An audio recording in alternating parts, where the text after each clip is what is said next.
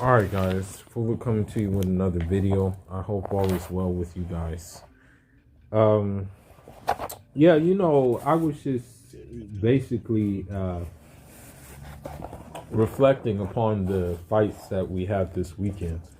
And the main fight I was reflecting on and that I rewatched as well is the fight with Demetrius BooBoo Andrade and Liam Williams. And I did, a little bit of lurking around on these boxing forums and stuff like that. And I realized that honestly, the boxing fan will never be satisfied with BooBoo Andrade. Uh, you know, Here's a man who came from a 15-month layoff.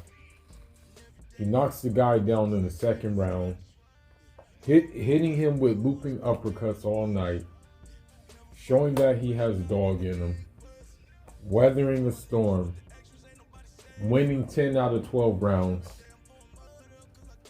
versus a guy who's been active. I think that guy has fought the Liam Williams guy fought more than Demetrius Andrade. Now, another thing too is in watching the fight, you saw that he was hurt. Okay? In the first round, he was hurt. And I was like, I really thought he was gonna finish him then. If he did finish him then he would probably get even less credit because of the simple fact they would be like, oh, well, he was supposed to do that.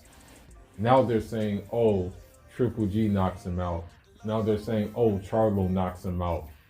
They're saying now both Charlos knock him out. But my question is, did Jamal Charlo knock out Brandon Adams? Did Jamal Charlo knock out Matt Korobov? Did Jamal Charlo knock out Sergey Devlenchenko? Jamal Charlo's best knockout has been J-Rock, if we want to keep it a buck. Jamal Charlo's best knockout was Lubin and Tony Harrison. Tony Harrison lost to Willie Nelson and lost to Jarrett Hurd as well too. So when these allegations that that these people will knock out Demetrius Andrade, I mean, do they believe that they can knock out Demetrius Andrade? And my question is, what more do you want from him? I mean, he was supposed to originally fight Jaime Munguia. Jaime Munguia was the mandatory in WBO. Jaime Munguia turned it down. He didn't want to fight him. So my question is, what more do you want? What more do you want him to do? I mean, yeah, we would like to see him unified with a champion. But Triple G hasn't even mentioned his name. I really don't think Triple G is really trying to collect all the belts at this point in his career. That's just my personal opinion. We already saw, and I can just say this until I'm blue at the face, but it won't even matter because you guys just, I don't know. I guess you just love to hate him. For some reason, y'all just love to hate him. But that's fine. That's fine. Because the thing is if I have a criticism of a fighter, it's going to be based on that fighter's actions. It's not going to be based on, that fighter's race or nationality. It's never going to be based on that. It's based on the fighter's actions, the esteem his fans hold him to, but he's not really executing on that esteem, and it's just going to be on their ability. Okay? You guys are saying that he had such a bad performance, but okay, you come from a 15-month layoff and you drop a guy and you're hitting a guy with looping uppercuts and you're winning 10 out of 12 rounds. That sounds like a pretty good performance to me. But the same guys who were talking about this fight being bad and stuff like that are the same ones who, although Devin Haney pitched the shutout on Gamboa with the broken hand at that, were the same ones criticizing Devin Haney's performance versus Gamboa. They were the same ones who are now criticizing Joran Ennis's performance versus Sergey Litvinen's. They're the same people. They're the same exact people. And I mean, it is what it is. With them, you just can't please nobody. You know, that's just the bottom line, unfortunately. But my thing is, like, the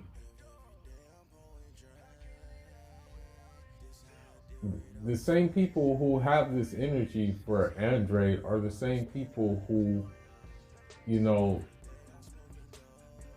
didn't have that energy when neither Charlo could knock out Austin Trout. And yeah, it's like, okay, well, they didn't knock out Austin Trout. You have to understand that certain fighters are gonna make fights ugly. Okay? Even when Liam Williams stopped Alontes Fox, I watched the highlights of it, of the stoppage versus Alontes Fox. It was an ugly stoppage. It was hecka sloppy. You know, the stoppage was sloppy. You know what I mean? So I'm like, okay, well, he stopped him, but it was all sloppy. He was all on top of him and stuff like that. It wasn't like a clean stoppage. So I said, okay. So, you know, he's one of those fighters that just makes everything ugly, okay? He's one of those fighters that is hard to look good against. And, you know, that happens with fighters. Like, for example, you may have a fighter who's technically superior, right? But it's hard to look good against the opponents he's fighting. For example, you have Floyd Mayweather.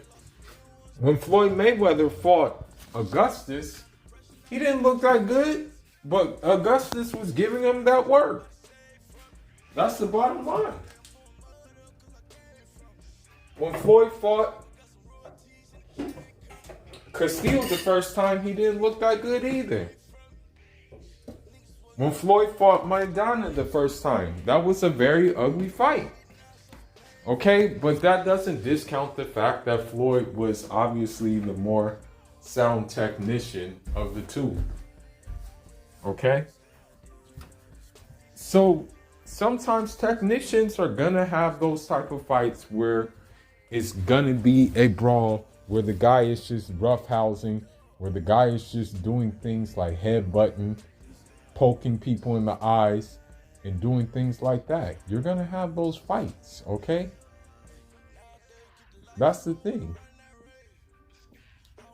Erislandy Lara, he's a technician. He fought Jarrett Hurd in a very ugly way, okay? In close range. He fought on the inside. Right? So sometimes those fights happen. And that's just it, man. That's just really how it works. So when you guys like criticize BooBoo for his performance after 15 months off, it's like one can only assume that you guys you guys will never be happy with dude. You know? You guys will never be happy.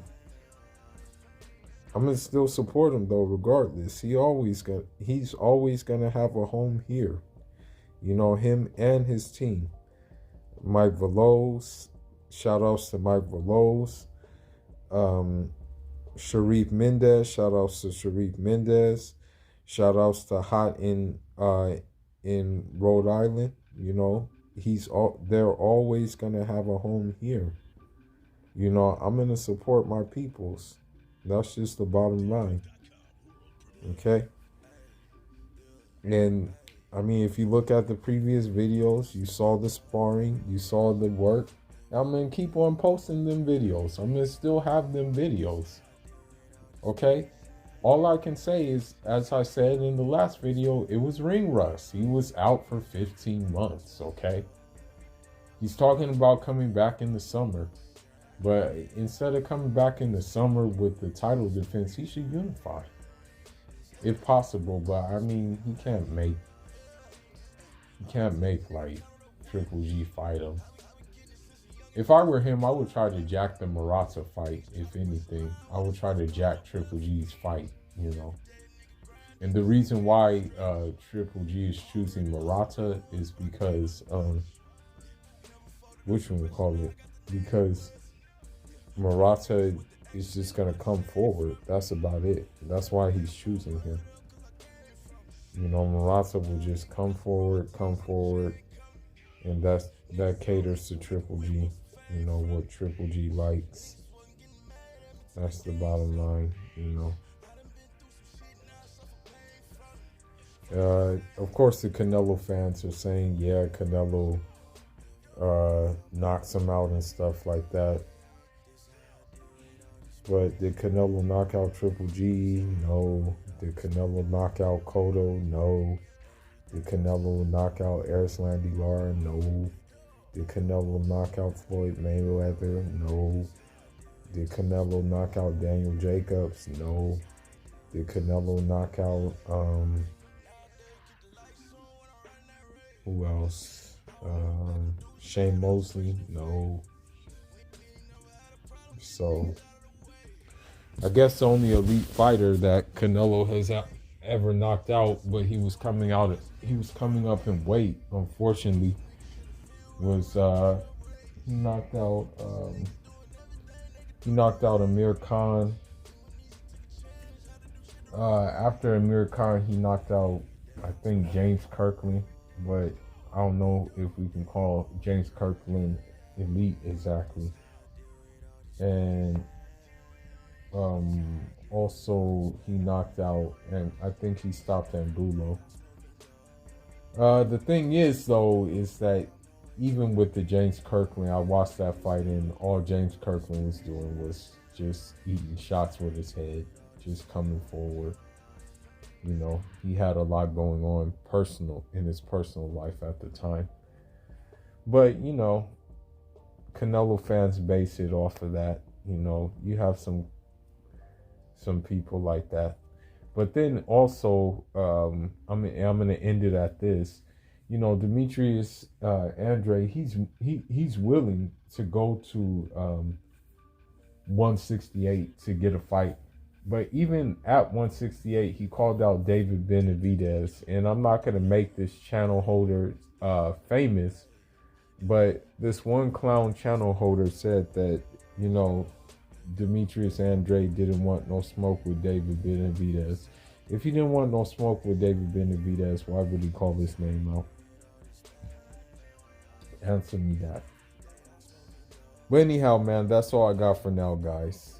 Foolish signing out. Leave your thoughts, leave your comments. Just let me know in the comment section. Do you think the boxing world will just do you think the boxing fans or the boxing public, especially the YouTube boxing community, will just have it out for Demetrius Andrade? You know, will they just continue?